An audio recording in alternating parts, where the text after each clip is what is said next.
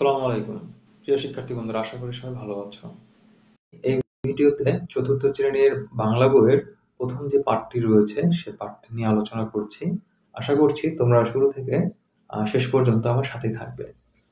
শিক্ষার্থী বন্ধুরা, তোমরা জানো যে তোমাদের চতুর্থ শ্রেণীর সকল বই অলরেডি এনসিটিভিতে দেওয়া হয়েছে।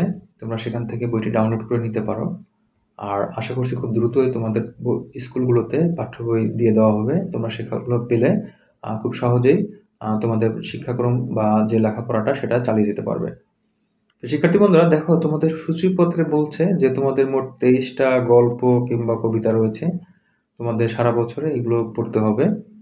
তো আমরা প্রথম যে পাঠটি রয়েছে বাংলাদেশের প্রকৃতি, আমি সেটা নিয়ে তোমাদের সাথে আলোচনা করছি। অর্থাৎ আমি তোমাদের এটি পড়ে শোনাবো, তোমরা আমার সাথে পড়বে। শিক্ষার্থী বন্ধুরা, আমি শুরু করছি। বাংলাদেশের প্রকৃতি। ষড়ঋতুর দেশ বাংলাদেশ। প্রতি 2 মাসে হয় একটি ঋতু। যেমন বৈশাখ ও জ্যৈষ্ঠ মাস দুটি হলো গ্রীষ্মকাল। এরপর আষাঢ় শ্রাবণ মিলে বর্ষাকাল। এভাবে ভাদ্র আশ্বিন হচ্ছে শরৎকাল।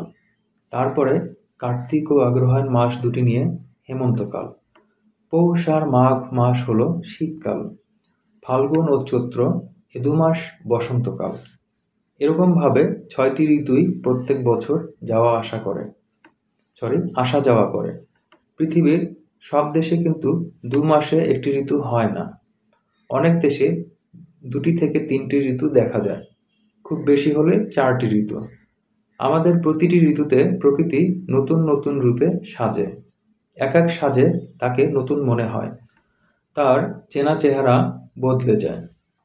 প্রথমে গ্রীষ্মের কথায় ধরা যাক। গ্রীষ্মে কি প্রচণ্ড গরম, রৌদ্রের অসহ্য তাপ। দুপুরে যদি পথে বের হতেই হয় তখন মাথার উপরে ছাতা ধরে লোকে হাঁটে। গরম যতই হোক, গ্রীষ্মকে কিন্তু মধুমাস বলা হয়। এ সময় মধুর মতো মিষ্টি নানা ফল পাওয়া যায়। আম, জাম, কাঁঠাল, আনারস ও লিচু গ্রীষ্মকালের ফল। শিক্ষার্থী বন্ধুরা, তোমাদের 2 নম্বর পৃষ্ঠায় শুরুতে দেখো যেটি বলেছে, গ্রীষ্মের পরে আসে বর্ষা। বর্ষার আবার একেবারে অন্য চেহারা। আকাশ তখন কালো মেঘে ছেয়ে যায়। বৃষ্টি পড়ছে তো পড়ছেই। কখনো বড় বড় ফোঁটায় ধীরে ধীরে, কখনো হুড়মুড় করে, কখনো পড়ছে ঝিরঝির করে, খুব হালকা। এ ধরনের বৃষ্টির একটা নাম আছে। একে বলা হয় ইলশে গুঁড়ি। আর বড় বড় ফোঁটায় প্রচুর বৃষ্টির নাম মুষলধারে বৃষ্টি। কখনো আবার পড়ে ঝমঝম বৃষ্টি।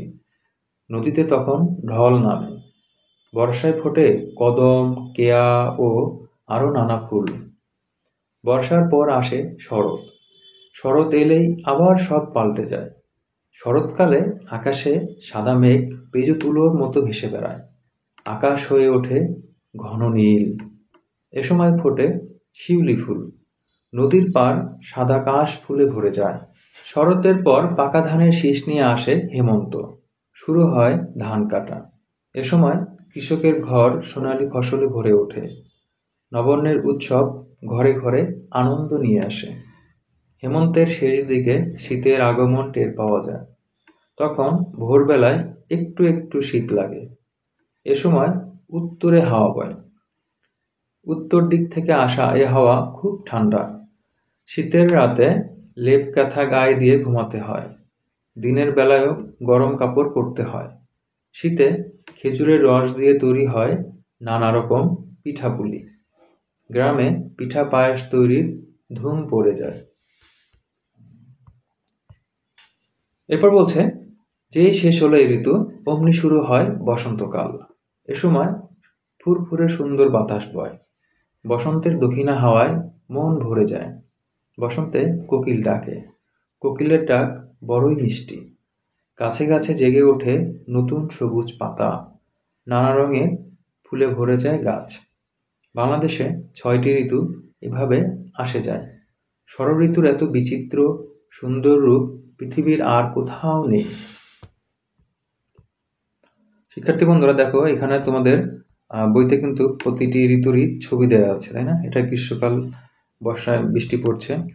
দেখো এটা শরৎকাল। শরৎকালে কাশফুল। এরপর হেমন্তকালে কি করছে এখানে? কৃষক ফসল নিয়ে যাচ্ছে। এরপর শীতকালে দেখো শীতের কাপড় পরে ঘুরে বেড়াচ্ছে লোকজন এবং খেজুরের রস দেওয়া আছে। আর বসন্তকালে দেখো ফুল ফুটেছে, তারপর প্রজাপতিগুলো দেখো উড়ে বেড়াচ্ছে, তাই না? আচ্ছা শিক্ষার্থী বন্ধুরা, এরপরেই তোমাদের 4 নম্বর পৃষ্ঠায় অনুশীলনীমূলক কাজগুলো রয়েছে। প্রথমত তোমাদের দেখো শব্দগুলো পাঠ থেকে খুঁজে বের করতে বলেছে, অর্থ এবং শব্দ দিয়ে বাক্য তৈরি করতে বলেছে। এরপর 2 নম্বরে কিছু প্রশ্নের উত্তর দেওয়া আছে। 3 নম্বরে এখানে তোমাদের শব্দগুলো নিয়ে শূন্যস্থান পূরণ করতে বলা হয়েছে। এরপর 4 নম্বরে ডান দিকের শব্দ পেঁচিয়ে বাম দিকের শব্দের সঙ্গে মিলাতে বলা হয়েছে, মানে মিলকরণ এটা।